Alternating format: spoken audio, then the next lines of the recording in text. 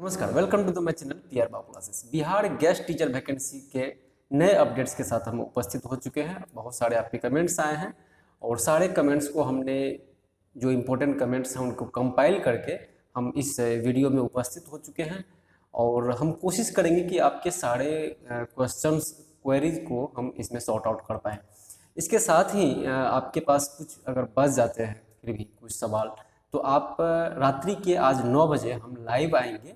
उस लाइव में आप अपने क्वेश्चंस जरूर भेजेंगे, वहाँ पे मैं हर संभव जो है कोशिश करूँगा कि आपको सटीक आंसर मिल पाए। फ्रेंड्स, गेस्ट टीचर की जो वैकेंसी आई है वो कुल 6 विषयों में आई। अंग्रेजी, गणित, physics, chemistry, botany and zoology.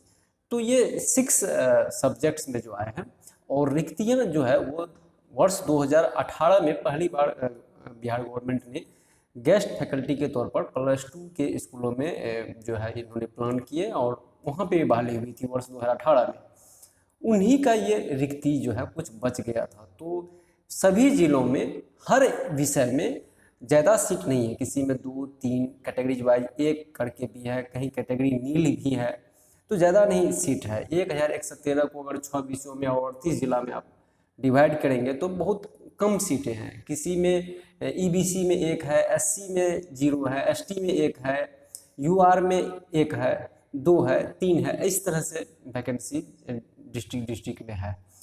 तो कैंडिडेट ज़्यादा है। STT paper 2 pass out students को इसमें प्रायोरिटी देने की बात है।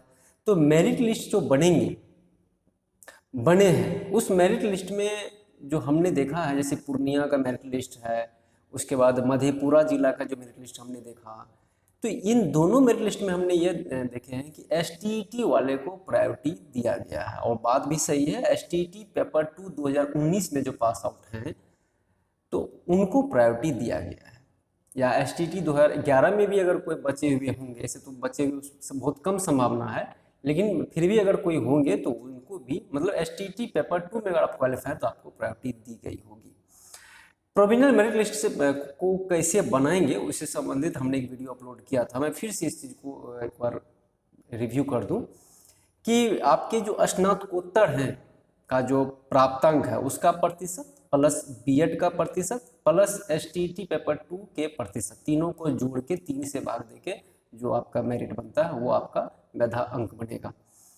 कैटेगरीज वाइज, जैसे आप अगर यूआर से आते हैं तो फिर यूआर में कितने सीटें हैं उसके अकॉर्डिंग आपके मेरिट लिस्ट बनेंगे। ईबीसी जो कैटेगरीज है, SC, ST, OBC, EBC F, UR F, EWS, और जो भी जहाँ से भी जो कैटेगरीज में रिजर्वेशन है, फिर दिव्यांगता श्रेणी का अलग है।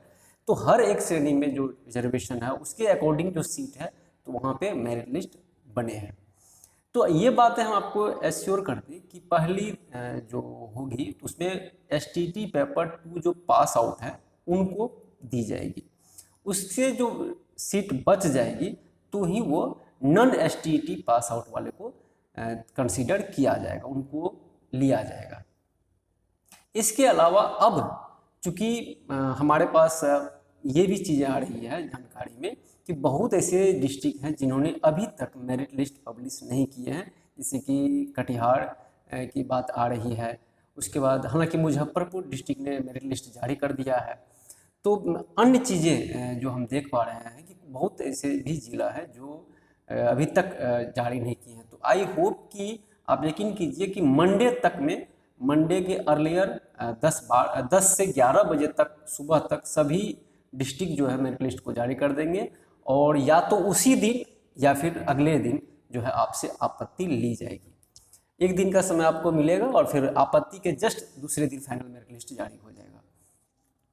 तो क्योंकि 30 और 31 जुलाई को आपको फाइनली ज्वाइनिंग लेटर मिलेगा और आपको योगदान कर लेना है विद्यालय में। 31 जुलाई से ये आगे इसका डेट एक्सटेंड होने की कोई संभावना नहीं, क्योंकि सरकार फिर बीपीएससी के एग्ज़ाम में आ जाएगी, फिर क्योंकि अगस्त में बीपीएससी होना है तो उसके अकॉर्डिंग जो है सरकार नहीं चाहेगी इसको एक्सटेंड करने का। अगर चाहती तो फिर ये डेट को फिर 20 से 21 या 22 कर दिया जाता था, जबकि बीच में संडे पड़ रहा था। तो संडे की वजह से भी प्रोविजनल मेरिट लिस्ट बनाने में दिक्कतें आई हुई है। तो आप मंडे तक में हमको लगता है कि मेरिट लिस्ट सभी डिस्ट्रिक्ट जो है वो जारी कर दिए जाएंगे जो बच चुके हैं। मेरिट लिस्ट कैसे देखना है हमने अब बता दिया है कि आप जिस जिला में हैं उस जिला का नाम दीजिए, गूगल पे डॉट दीजिए, BIH उसमें जोड़िए, डॉट फिर NIC दीजिए, NIC.IN दीजिए, आपको उस जिला से संबंधित इन्फॉर्मेशन मिल जाएंगे गेस्ट टीचर के तौर पर। तो ये चीज़ें बहुत आसान है। अब आप लोग नए ज़माने के हैं, टेक्नोलॉजी से परिपूर्ण हैं, सबके हाथ में मोबाइल होगा तो आप देख सकते हैं। हो सके तो प्रिंट आउट भी निकाल के आप अगर उस जिला में हैं और मेरिट लिस्ट में आ रहे हैं तो जरूर रख लें। अब हम आपके कुछ सवाल ले रहे हैं, जो सवाल हालांकि बहुत ज़्यादा सवाल है जो मतलब हम उसमें कंपाइल किए हुए हैं और कोशिश करेंगे कि हम आपके सवाल का बेहतर जवाब दे पाए। नेहू बेबी करके है, पटना का दिखाइए। तो देखिए ऐसा है नेहू जी कि जैसे कि पटना का हम कैसे दिखा सकते हैं, ये तो अगर इंटरनेट पे है तब तो हम आसानी से दिखाएंगे। अगर इंटरनेट पर नहीं है और पटना में आपने आवेदन दिया पटना के यहाँ, तो आप खुद जाके वहाँ पे जो जिला शिक्षा कार्यालय में आप जाएंगे, जिला शिक्षा पदाधिकारी कार्यालय में जाएंगे, तो वहाँ पे आपको जानकारी मिल जाएगी। तो ये चीज़ें आपको करना है कि आप वहाँ पर कार्यालय जिला शिक्षा पदाधिकारी के ऑफिस जाएं, वहाँ से पता कर लें कि सर मेरिट लिस्ट अभी तक क्यों नहीं पब्लिश किया गया है। तो अब वो बता देंगे कि हम मंडे को अर्लियर मॉर्निंग तक में, मतलब 10 बजे ऑफिस का टाइम है, तो 11 बजे तक हम ऑफिस में के बाहर जो है चिपका देंगे और साथ ही साथ नेट पर भी डाल देंगे। तो पटना का जहाँ तक बात है तो आप वहाँ के कार्यालय से संपर्क कर सकते हैं। रितेश कुमार जी बोल रहे हैं कि सर मधुबनी का नहीं देख पा रहे हैं, प्लीज़ आप यूट्यूब पर डालिए या लिंक दीजिए प्लीज़। तो रितेश जी ऐसा है कि मधुबनी का हम तो जैसा अभी पूर्व में बताए ही आपको, जो जिला अभी तक फाइनल प्रोविजनल मेरिट लिस्ट नहीं बना पाए हैं तो वो अभी तक अपलोड नहीं किए हैं।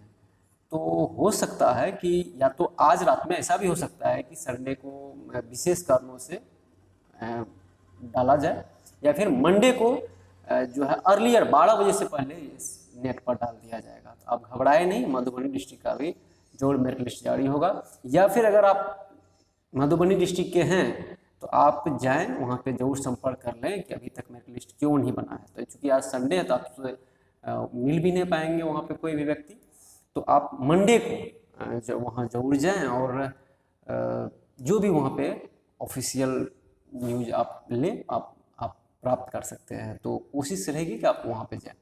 रागिनी जी है, सेकेंड लिस्ट भी निकालता है क्या? बिल्कुल सेकेंड लिस्ट भी निकलता है। जैसे कि आप प्रोविजनल मेरिट लिस्ट हैं तो अब आपत्ति करने के बाद जो फाइनल मेरिट लिस्ट बनेंगे तो ये फाइनल लिस्ट आप उसको समझिए सेकेंड लिस्ट है।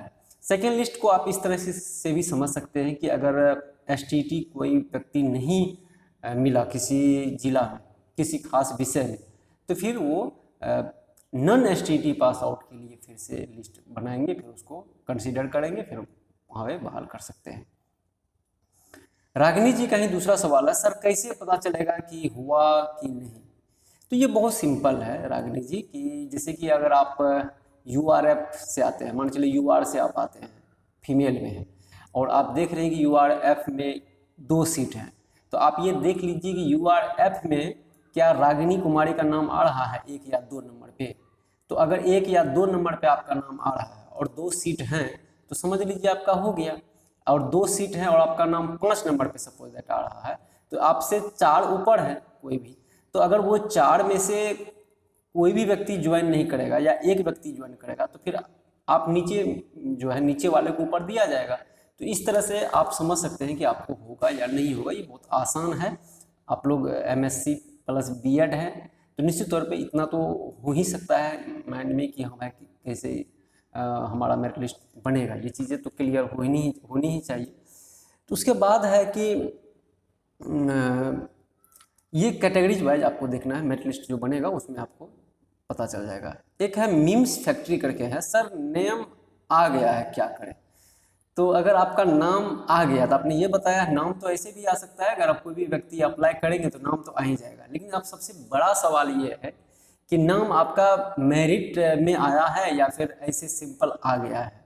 क्योंकि अभी जैसे मुजफ्फरपुर के जानकारी के अनुसार से जो STT पास नहीं भी है या B.Ed नहीं भी है तो वो भी अप्लाई कर दिए हैं, तो उनका भी तो नाम प्रोविजनल मेरिट लिस्ट में आएगा। लेकिन फाइनल मेरिट लिस्ट में जो है हो सकता है किन्हीं कारणों से कि वो पीजी हो, बीएड का मार्कशीट नहीं दिया हो, भूल गया हो, तो प्रोविजनल मेरिट लिस्ट में सभी बच्चों को एंट्री दिया जाता है। प्रोविजनल मेरिट लिस्ट में सभी नियोजन निकाय जो है उनको लिया जाता है और आपत्ति मांगा जाता है कि अगर आपका कोई चीज़ डॉक्यूमेंट छूट गया हो या फिर प्राप्तांक में त्रुटि हो, नाम में त्रुटि हो, आपके father's name, mother's name, date of birth या किसी भी चीज़ों में, कोई कॉलेज का नाम में, एडमिशन पासिंग ईयर में कहीं से भी कोई त्रुटि अगर बच जाती है मेधा सूची बनने में या आवेदन में, तो आप आपत्ति वहाँ पे इस अमुक डेट में आप दे सकते हैं। फिर वो आपत्ति का निराकरण करके फिर फाइनल मेरिट लिस्ट जारी किया जाता है। तो फाइनल मेरिट, तो आपत्ति में अगर ऐसे बच्चे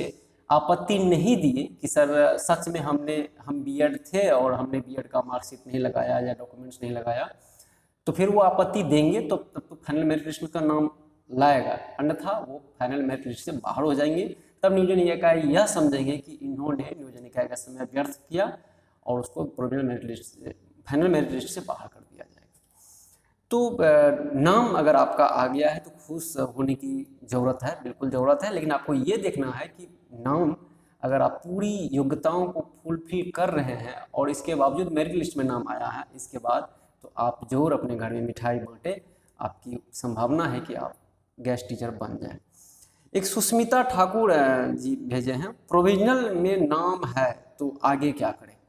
तो सुस्मिता जी, आपको प्रोविजनल में नाम आ गया है तो आप देख लें कि आपके नाम, father's name, date of birth, प्राप्तांक प्रतिशत, पीजी, बीएड या एसटीटी के प्राप्तांक प्रतिशत में कोई त्रुटि है या मेधा अंक के जोड़ में कोई त्रुटि है, कुल मेधा अंक में कोई त्रुटि है। अगर सारा चीज़ देख लें, कोई त्रुटि नहीं है तो आपको आपत्ति करने की जरूरत नहीं है, और अगर कोई त्रुटि दिखता है तो आप जाएं उस डिस्ट्रिक्ट में और कार्यालय जिला शिक्षा पदाधिकारी जो चिन्हित स्थान तय किए जहाँ अपने आपने आवेदन किया होगा वहीं पर जो है आप आपत्ति लगा देंगे। आपत्ति के लिए एक आवेदन लिखना पड़ता है सेवा में, जिला शिक्षा पदाधिकारी, वो जिला का नाम दे दीजिए, विषय जोड़ दीजिए, विषय क्यों दे रहे हैं, मतलब त्रुटि सुधार हेतु, तो किस में त्रुटि, मान के चलिए जन्म तिथि में त्रुटि या प्रतिशत में त्रुटि या प्राप्तांक में त्रुटि, तो आप विषय वस्तु को क्लियर कर दें। उसके बाद लिखिए महाशय, मैं जो है अमुक कुमार या कुमारी,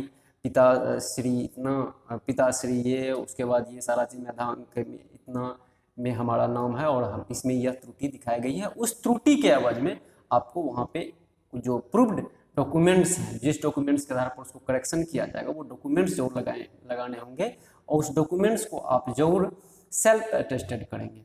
तो ये सारे चीज़ करने के बाद आप वहाँ पे सबमिट कर देंगे और हाँ, रिसीविंग जरूर ले लेंगे अपने आपत्ति का कि हमने आपत्ति दिया है।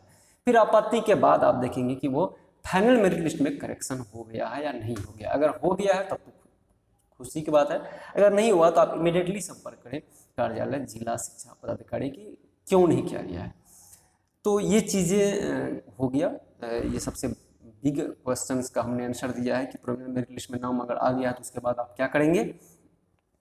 तो कुल मिला के ये चीज़ें जो है हम क्लियर कर दिए हैं सारे स्टूडेंट्स के क्वेरीज को। आई होप कि ये चीज़ें अब मेरिट लिस्ट से संबंधित या फिर गेस्ट टीचर से संबंधित जो भी चीज़ें हैं वो क्लियर हो गया होगा। अभी तक भी बहुत सारे डिस्ट्रिक्ट, हमको जैसी जानकारी है कि बहुत सारे डिस्ट्रिक्ट ने कर दिया है, फिर भी कुछ अगर छिटपुट बच चुके हैं तो वो कल तक के 12 बजे से पहले तक में सभी अपने मेरिट लिस्ट पब्लिश कर देंगे। आप उसके एनआईसी वेबसाइट पर आप देख सकते हैं और फिर वहाँ से जैसे हमने आपको बताया कि आपत्ति की प्रक्रिया से जो जहाँ पे लेट से मेरिट लिस्ट पब्लिश होगा फिर वहाँ पे लेट ही आपत्ति भी ली जाएगी। तो इस चीज़ों का आप जरूर ख्याल रखें। लेकिन ये बात सत्य है कि डॉक्यूमेंट्स, ये नियोजन पत्र की जो कार्रवाई होगी, सहमति वाली जो प्रक्रियाएं होगी वो जो उसी डेट में होंगे जो सरकार के द्वारा निर्धारित तिथि है, क्योंकि 1 या 2 दिन जो है वो नियोजन निकाय के हाथ में रहता है कि वो उन चीज़ों को कर ले। और हमको लग रहा है कि हमने आपके सारे क्वेश्चंस को जवाब दे चुके हैं। फिर भी अगर बच जाता है तो आज रात आप 9 बजे तैयार रहें अपने क्वेश्चंस को लेकर, हम लाइव आएंगे और आपके सारे सवाल का हम लोग वहाँ पे जवाब खोजेंगे।